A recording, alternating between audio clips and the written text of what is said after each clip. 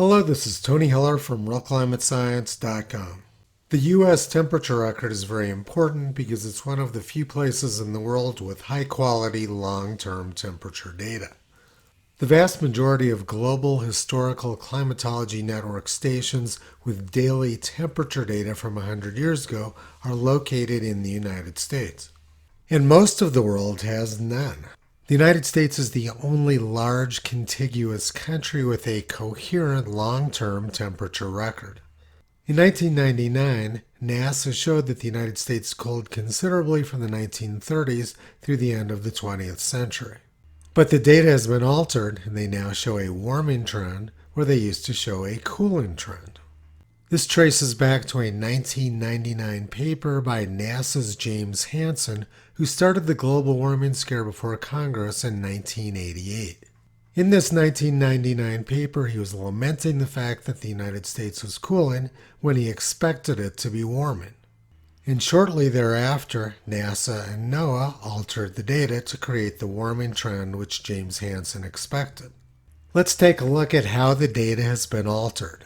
This is the measured U.S. temperature data set from the National Oceanic and Atmospheric Administration. It shows a strong cooling trend in afternoon temperatures in the United States. They alter the data in a couple of steps. The first step is called the time of observation bias adjustment. This adjustment reduces the cooling trend in afternoon temperatures somewhat. But the big adjustment is the final adjustment. It creates a very strong warming trend, particularly over the last 40 years. This graph shows the difference between the measured temperature data, which shows cooling, and the adjusted temperature data, which shows a lot of warming. Now I'm going to show you how they're creating this large final adjustment. There are 1,280 thermometers in the United States Historical Climatology Network. But for some reason, since the peak in 1989, NOAA has been rapidly losing these stations and they're not producing data anymore. But in the final adjusted data set, it doesn't make any difference to NOAA whether or not the thermometer actually exists.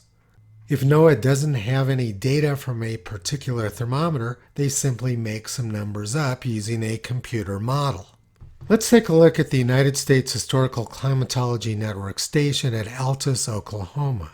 It hasn't reported any data since 2011. It was a good rural station which was located at the Southwest Research and Extension Station, but it's no longer in existence. Now let's take a look at the final adjusted temperature data for Altus, Oklahoma.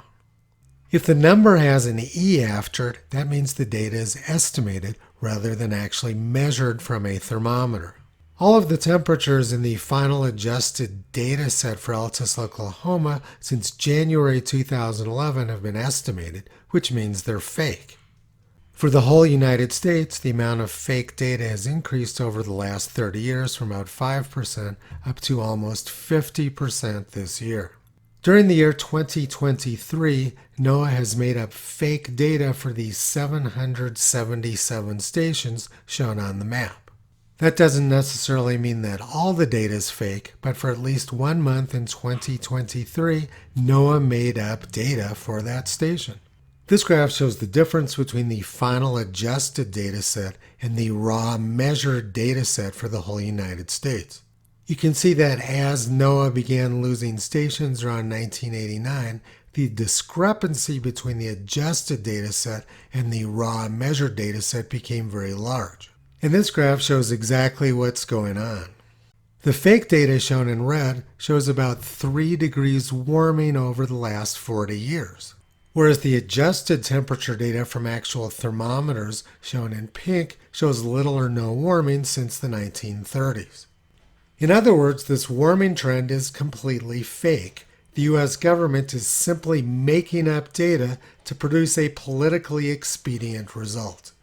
Toto has been pulling back the curtain on the climate scam for more than 15 years. You can visit him and his large family on the web at realclimatescience.com.